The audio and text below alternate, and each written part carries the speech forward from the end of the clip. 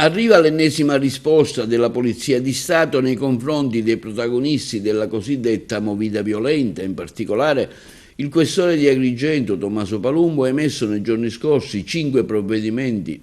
di AC ex articolo 13 bis, cosiddetti DASPO, nei confronti di altrettanti giovani minorenni resisi responsabili di una rissa che si è verificata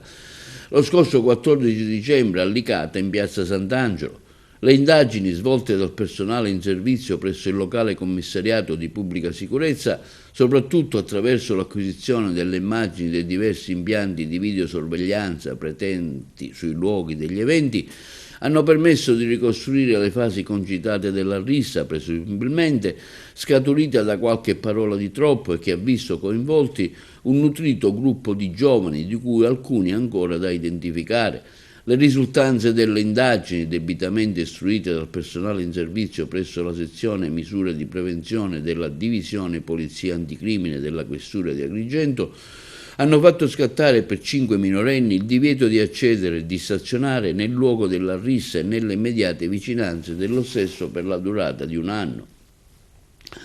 Nella stessa occasione, inoltre, è stato individuato sui luoghi un altro soggetto non partecipante alla contesa violenta, il quale tuttavia non avrebbe dovuto trovarsi lì, in quanto sottoposto a un precedente provvedimento di DASPO, Willy, emesso a suo carico in seguito a un'altra rissa avvenuta sempre a Licata lo scorso 8 giugno all'interno